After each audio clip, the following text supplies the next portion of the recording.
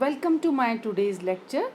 Today we will continue general features of gymnosperms. आज हम इसको इस फिफ्थ पार्ट में कंक्लूड करेंगे. तो जितने भी जिम्नोस्पर्म्स के जो हमने जनरल फीचर्स के जो प्रीवियस पार्ट्स हमने डिस्कस किए थे, उसमें हमने जिम्नोस्पर्म्स के रिप्रोडक्टिव फीचर्स तक हम डिस्कस कर चुके हैं. आज हम रिप्रोडक्शन में आपका जो फर्टिलाइजेशन जो हो जाता है, उसके बाद जो जाइगोट डेवलप हो जाता है, उसके बाद जो इम्पॉर्टेंट फीचर्स जो जिम्नोस्पर्म्स में पोस्ट फर्टिलाइजेशन वाले पाए जाते हैं, आज हम उसको डिस्कस करेंगे. So let's start with my today's topic. तो हमने पिछले प्रीवियस लेक्चर जो हमने डिस्कस किया था, उसमें डिस्कस किया था कि जो आपके मेल और फीमेल जो गैमेटोफाइट जो डेवलप होते हैं, उन मेल और फीमेल गैमेटोफाइट में दो तरह के गैमीट्स डेवलप होते हैं. मेल गैमीट को एंथ्रोजॉइड्स कहा जाता है और फीमेल गैमीट को एग कहा जाता है. तो ये जो एंथ्रोजॉइड और एग जो कि आर्चिगोनियम में पड़ा होता है, जब इनका फर्टिलाइजेशन हो जाता है, साइफोनोगेमस टाइप ऑफ फर्टिलाइजेशन जिम्नोस्पर्म्स में पाया जाता है, तो उससे जो प्रोडक्ट बनता है आर्चिगोनियम के अंदर, जो कि मेगास्पोरेंजियम के अंदर होते हैं, उन आर्चिगोनियम में जो प्रोडक्ट बना आफ्टर फर्टिलाइजेशन, वो क्या कहलाया? जाइगोट, या जिसे हम oospore भी कहते हैं. सो zygote is also called oospore and it is a diploid structure. तो ये जो oospore या zygote है, इससे किसका डेवलपमेंट होता है? एम्ब्रियो का डेवलपमेंट होता है. और एम्ब्रियो का ये जो डेवलपमेंट zygote से होता है, ये मीरोप्लास्टिक डेवलपमेंट कहा जाता है. मीरोप्लास्टिक डेवलपमेंट हम उस डेवलपमेंट को कहते हैं जब एम्ब्रियो zygote के पर्टिकुलर पार्ट से डेवलप होता है, that is from basal part of the zygote से जब एम्ब्रियो का डेवलपमेंट होता है, तो उसे हम मीरोब्लास्टिक डेवलपमेंट कहते हैं. यानी इसमें पूरा zygote एम्ब्रियो के डेवलपमेंट में इन्वॉल्व नहीं होता. Part of the embryo zygote के पार्ट ऑफ द zygote जो है एम्ब्रियो के डेवलपमेंट में इस्तेमाल होता है. और जब एम्ब्रियो का डेवलपमेंट जब हो जाता है, तो वो फीमेल गैमेटोफाइट से न्यूट्रिशन प्राप्त करता है. और अब आफ्टर फर्टिलाइजेशन वो फीमेल गैमेटोफाइट एक्ट लाइक अ एंडोस्पर्म.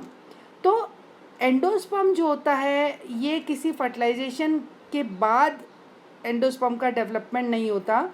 सिर्फ फीमेल गैमेटोफाइट को ही हम फर्टिलाइजेशन के बाद एंडोस्पर्म कहते हैं, क्योंकि वो it act like a nutritive tissue जो कि डेवलपिंग एम्ब्रियो को न्यूट्रिशन प्रोवाइड करता है. तो याद रखिएगा, जिम्नोस्पर्म्स के अंदर development of endosperm takes place before fertilisation. यानी फर्टिलाइजेशन किसी फ्यूज़न से एंडोस्पर्म डेवलप नहीं हो रहा है.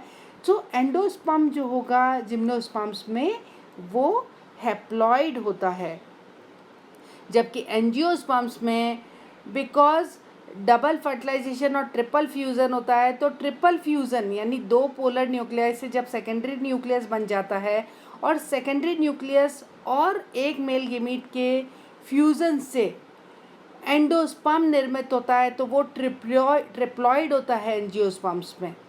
लेकिन जिम्नोस्पर्म्स का बहुत इम्पॉर्टेंट फीचर है कि एंडोस्पर्म जो होता है वो हैप्लॉइड होता है. उसके बाद हम बात करते हैं जब एम्ब्रियो का डेवलपमेंट होता है, तो zygote में कुछ चेंजेस आते हैं. और जनरली जिम्नोस्पर्म्स में जब zygote से एम्ब्रियो का डेवलपमेंट होता है, तो फ्री न्यूक्लियर डिवीज़न उस zygote के अंदर अर्ली स्टेजेस के अंदर होता है. और वो जो फ्री न्यूक्लियर डिवीज़न होता है, वो मोस्ट ऑफ द जिम्नोस्पर्म्स में पाया जाता है. But there are certain genera gymnosperms के जिसके अंदर ये फ्री न्यूक्लियर डिवीज़न नहीं होता है. वो है नीटम एंड वेल्वेशिया. दोनों एडवांस्ड जिम्नोस्पर्म्स हैं, इवोल्ड जिम्नोस्पर्म्स हैं, जो कि ऑर्डर नीटॉप्सिडा के मेंबर्स हैं, जो बिलोंग करते हैं. नीटेल्स का मेंबर नीटम है, वेल्वेशियल्स का मेंबर वेल्वेशिया है. तो इन दोनों मेंबर्स में free nuclear division early stages of embryo development में नहीं पाया जाता है. अब ये जो एम्ब्रियोज विकसित होते हैं, ये एम्ब्रियोज बेसिकली फर्टिलाइजेशन का प्रोडक्ट है और जाइगोट से एम्ब्रियो का डेवलपमेंट होता है। और अगर एक से ज़्यादा जाइगोट अगर बनते हैं, यानी फर्टिलाइजेशन जो है एक से ज़्यादा एग के हुए, तो बहुत सारे जाइगोट से डेवलप हो जाएंगे और उन जाइगोट से एम्ब्रियो जो है विकसित होंगे। तो इस तरह से जिम्नोस्पर्म्स के अंदर अगर सेवरल एम्ब्रियोज अगर फीमेल गैमेटोफाइट में डेवलप होते हैं तो उसे हम कहते हैं poly embryony, and it is a common feature in case of gymnosperms. Poly embryony gymnosperms में पाई जाती है। और ये जो पॉली एम्ब्रियोनी जो होती है ये दो प्रकार की हो सकती है। One is simple poly embryony जो कि मोर देन वन एग के फर्टिलाइजेशन से डेवलप होती है, जो कि नॉर्मल पॉली एम्ब्रियोनी है। और एक और दूसरी तरह की पॉली एम्ब्रियोनी जो कि पाइनस में पाई जाती है वो है cleavage poly embryony. Cleavage poly embryony basically zygote के क्लीवेज से या डिवीज़न से होती है, इसीलिए इसको क्लीवेज पॉली एम्ब्रियोनी कहा जाता है। सो प्रेजेंस ऑफ पॉली एम्ब्रियोनी, चाहे वो सिंपल हो, चाहे वो क्लीवेज पॉली एम्ब्रियोनी हो, या फिर आपकी रोजेट पॉली एम्ब्रियोनी हो, ये सब इम्पॉर्टेंट फीचर्स है, कॉमन फीचर्स है जिम्नोस्पर्म्स के। अब जब फर्टिलाइजेशन होता है तो ये जो नेकेड मेगास्पोरेंजियम है, ये naked megasporangium after fertilisation it develops into seed. और जो उस मेगास्पोरेंजियम पे जो इंटेग्यूमेंट्स पाए जाते हैं, उन इंटेग्यूमेंट से क्या डेवलप होता है, सीड कोट डेवलप हो जाता है, टेस्टा और टेगमेन जिसे कहा जाता है। तो naked megasporangium after fertilisation is called seed. जब हम सीड प्लांट्स की बात करते हैं तो ये सीड क्या होता है, ये बेसिकली आफ्टर फर्टिलाइजेशन मेगास्पोरेंजियम विकसित होता है सीड के अंदर। अब जब ये सीड विकसित हो जाता है तो जिम्नोस्पर्म्स के केस में उस सीड में एंडोस्पर्म में जो एम्ब्रियो पड़ा होता है, उस एम्ब्रियो के अंदर जो कोटाइलिडन्स विकसित होते हैं। एंजियोस्पर्म्स के अंदर तो कोटाइलिडन्स विकसित होते हैं एक या दो, मोनो या डाइकॉट, मोनोकॉट या dicot. But in case of gymnosperms ये कोटाइलिडन्स की संख्या जो होती है ये वेरी कर सकती है। जैसे साइकस में कोटाइलिडन्स की संख्या एक या दो, बीज पत्रों की संख्या एक या दो होगी, लेकिन पाइनस में दो से ज़्यादा कोटाइलिडन्स पाए जा सकते हैं। तो जिम्नोस्पर्म्स में कोई फिक्स नहीं है कि एक या दो कोटाइलिडन ही मिले। कोटाइलिडन्स की संख्या या बीज पत्रों की संख्या वेरी करती है जिम्नोस्पर्म्स के केस में। It is also a common feature of gymnosperm. अब ये जो सीड जो विकसित हो जाता है जिसके अंदर एम्ब्रियो प्रोटेक्टेड रहता है सीड कोट में, इनमें चाहे वो जिम्नोस्पर्म्स या एंजियोस्पर्म्स, इनमें सीड डॉर्मेंसी पाई जाती है। बहुत इंपॉर्टेंट फीचर है सीड प्लांट्स का। लेकिन ये सुषुप्तावस्था जो होती है या सीड डॉर्मेंसी जो होती है, ये शॉर्ट या लॉन्ग हो सकती है सीड प्लांट्स के अंदर।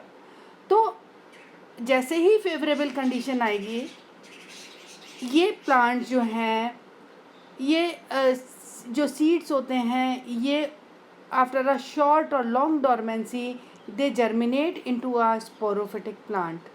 तो ये जिम्नोस्पर्म्स के अलावा we can say it is a common feature of angiosperms also कि डॉर्मेंसी का पाया जाना। तो आफ्टर अ शॉर्ट और लॉन्ग डॉर्मेंसी जैसे ही फेवरेबल कंडीशन आएगी, जो सीड है वो विकसित हो जाएगा एक नए स्पोरोफिटिक प्लांट में, सीड अंकुरित हो जाएगा और एक नया पौधा बना लेगा जो कि स्पोरोफिटिक प्लांट होगा, यंग स्पोरोफिटिक प्लांट। तो इस तरह से जिम्नोस्पर्म्स में जो सीड विकसित होता है, it represents 3 phases in the life cycle of gymnosperms. 3 तरह के फेजेस ये लाइफ साइकिल में शो करता है जिम्नोस्पर्म्स में। और वो 3 फेजेस कौन कौन से होते हैं, मदर स्पोरोफिटिक फेज होगा, गैमेटोफिटिक फेज होगा और नेक्स्ट स्पोरोफिटिक फेज होगा। तो मदर स्पोरोफिटिक फेज तो वही मेगास्पोरेंजियम के जो मदर स्पोरोफाइट के ऊपर जो आपके मेगास्पोरेंजियम के पार्ट्स होते हैं, जैसे न्यूसेलस और इंटेग्यूमेंट, ये मदर स्पोरोफिटिक फेज हो गया। एंडोस्पर्म जो है ये गैमेटोफिटिक फेज रिप्रेजेंट करता है, और एम्ब्रियो जो होता है जो कि प्रोटेक्टेड रहता है, it represent the next sporophytic phase. इस तरह से इसमें mother sporophytic phase seed represent करता है, फ्यूचर स्पोरोफिटिक फेज रिप्रेजेंट करता है, साथ में इसका जो एंडोस्पर्म है वो गैमेटोफिटिक फेज को रिप्रेजेंट करता है।